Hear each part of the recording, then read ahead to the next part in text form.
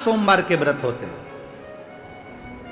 घर में मीठा बनाओ, बाबा की पूजन के लिए जाओ, सवेरे जो थाली पूजन करके आए हो वही थाली शाम को जाना चाहिए। 6 दिए लगते हैं, 6 ही दिए पहले बाबा के मंदिर में जमीन पर रखना चाहिए। 5 दिए जलाओ, 1 दिया बिना जला रखो जमीन पे ही बाबा के सामने। प्रसाद के 3 हिस्से करो, 2 हिस्से मंदिर में, 1 बिना जला हुआ दिया वापिस थाली में, और प्रसाद का 1 हिस्सा थाली में। बाबा को प्रार्थना कर कर पूजन कर कर आओ। 6ठे नंबर का जो दिया लेकर आई हो बिना जला, वो अपने घर में प्रवेश करते समय सीधे हाथ पर दरवाजे के बाहर बैठकर उसको प्रज्वलित कर दीजिए। सीधे हाथ पर उसको प्रज्वलित करो। बाबा से प्रार्थना करो, बाबा आज मेरा पहला पशुपति व्रत है, मेरे बाबा स्वीकार करना।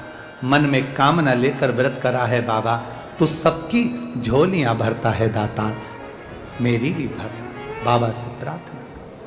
जब 5वां व्रत, मान लो अगर कहीं जाना पड़ जाए, कोई काम पड़ जाए, तुम्हारा कोई दूसरा व्रत आ जाए, तो पशुपति व्रत रहने दो, पहले आपका जो व्रत आप पहले से करते आई हो वो कर लो। 5वां व्रत हो 108 फूल की पंखड़ी, चावल का दाना, जो तुम बाबा को समर्पित कर सकती हो वो बाबा को समर्पित कर कर प्रसाद के वही 3 हिस्से, 6 दिए और 1 श्रीफल भेंट मंदिर में समर्पित करके दिया लेके वापिस आओ। जो प्रसाद का 1 हिस्सा लेकर आई हो वो किसी को नहीं देना है। हर व्रत में वो प्रसाद सबसे पहले खाइए, उसके बाद भोजन करिए। पहले प्रसाद खाना है, उसके बाद भोजन करिए। पशुपति व्रत को नियम से धारण करें। एक बार अगर व्रत कर लो तो 2-3 महीना रुको, एकदम लगे लगाए व्रत ना करिए। 3 महीना रुक के पहले बाबा आपकी झोली भर दें, फिर दूसरी बार करिए। अगर कोई त्रुटि हो जाए तीसरी बार करिए, बाबा सुनेगा जरूर। हम यहाँ से किसी को बुलाएं, कमलेश कमलेश कमलेश, 1 बार आवाज लगाएं नहीं सुनेगा, 2 बार आवाज लगाएं नहीं सुनेगा, तीसरी बार आवाज लगाएं और जम के चिल्लाएंगे तो कमलेश जो भी होंगे वो पलट कर देखेंगे। उसी तरह एक व्रत में अगर बाबा ना सुने, 3 महीने बाद फिर करिए, फिर बाद में करिए, बाबा सुनेगा जरूर और झोली भरेगा जरूर, सुनेगा।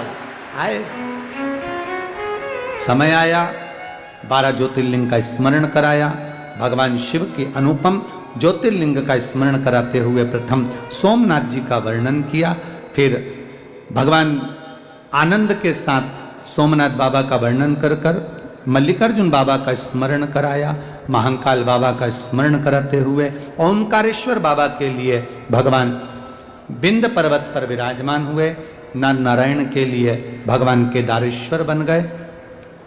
बाबा भीमाशंकर बनकर भीम का संहार कर दिए। विश्वनाथ के रूप में बाबा भरण पोषण करने के लिए मनुशत्रुपा के लिए विराजमान हुए। त्र्यंबकेश्वर गौतम बाबा के लिए बाबा ब्रह्मा विष्णु महेश त्र्यंबकेश्वर के रूप में विराजमान हुए। बाबा वैद्यनाथ भगवान रावण के शिवलिंग को भगवान भूमि पर विराजित होने पर विराजित हुए।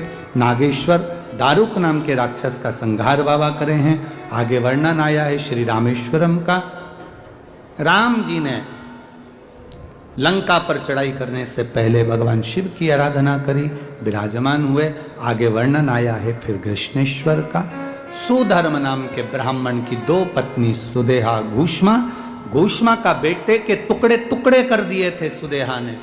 वो बेटा मरे हो 1 हफ्ता हो गया। जब सुदेहा बेटे को मारकर चली गई तो घूष्मा ने शंकर भगवान के शिवलिंग की पूजन कर कर तालाब में विसर्जन करा, तो बेटा जिंदा तैरते हुए वापिस बाहर आ गया। शिव जी कृष्णेश्वर के रूप में विराजमान हो गए। ऐसे 12 ज्योतिर्लिंग का स्मरण शिव महापुराण की कथा में करा गया। चंचुला देवी का पति बिंदु प्रेत योनि से मुक्त हुआ। भगवान देवाधिदेव महादेव ने अपने मस्तक की बेलपत्र उतार कर शिवपोथी को दी। भगवान शंकर ने कहा, सुनो तुमरुका जी, कलिकाल में जो शिव महापुराण की कथा को हृदय से श्रवण करेगा, जितने दिन तक शिव महापुराण की कथा जिस स्थान पर होती है उस स्थान पर मैं स्वयं विराजमान रहता हूं। जो जीव सुनता है उसकी मनन वांछित कामना को मैं स्वयं पूर्ण करता हूं।